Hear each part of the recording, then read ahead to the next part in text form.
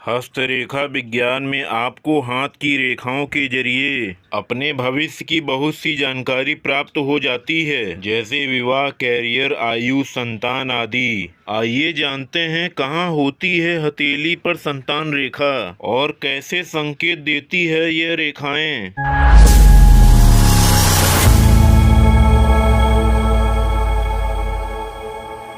अगर दोस्तों आपने हमारे चैनल को सब्सक्राइब नहीं किया है तो प्लीज सब्सक्राइब करें। चलिए दोस्तों स्टार्ट करते हैं। हस्तरेखा विज्ञान का सबसे अच्छा उपयोग जीवन में बीमारियों और अप्रत्याशित घटनाओं की भविष्यवाणी करने के लिए पहले इस्तेमाल किया जाता था।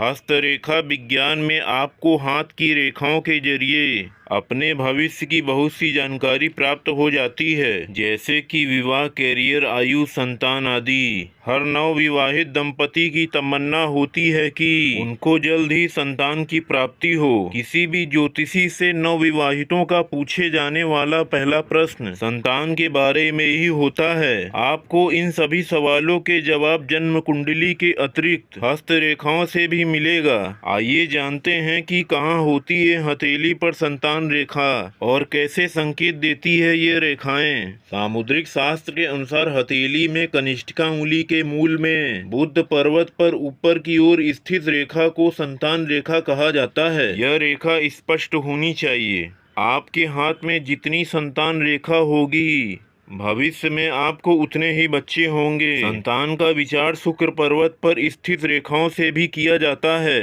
हथेली के बाहर की ओर से भीतर आने वाली हॉरिजॉन्टल लाइन विवाह रेखा कहलाती है। सामुद्रिक शास्त्र के अनुसार रेखाएं जितनी सीधी और गहरी होती हैं, वे पुत्र संतान का प्रतीक होती हैं। वहीं रेखाएं जितनी हल्की या बारीक होती हैं, वे कन्या संतान की संख्या दिखती है। हस्तरेखा विशेषज्ञ की माने तो संतान रेखाएं साफ और स्पष्ट, बिना कटी फटी होनी चाहिए। ऐसी रेखाएं उत्तम संतान का प्रतिनिधित्व करती है। सामुद्रिक शास्त्र कहता है कि यदि हथेली में स्थित संतबंध रेखा पर दीप चिन्ह होता है तो वे संतान के खराब स्वास्थ्य को दर्शाता है। यदि आपकी हथेली में संतान रेखा पर तिल है तो ऐसा होने से संतान प्राप्ति में समस्या उत्पन्न होती है।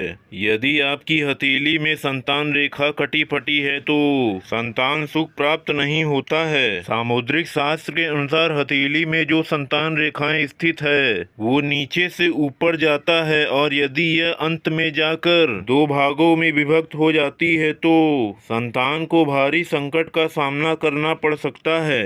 हस्तरेखा विज्ञान के अनुसार यदि संतान रेखा पर लाल तिल है तो जातक की संतान अल्पायु हो सकती है। जिन लोगों का बुद्ध पर्वत उभरा हुआ होता है उनकी 4 संतानें होती हैं। वही जिन लोगों का शुक्र पर्वत उभरा हुआ होता है उन्हें 1 संतान की प्राप्ति होती है। तो दोस्तों आपको हमारा वीडियो कैसा लगा प्लीज लाइक करें, कमेंट करें और सब्सक्राइब करें। मिलते हैं नेक्स्ट वीडियो में। महादेव।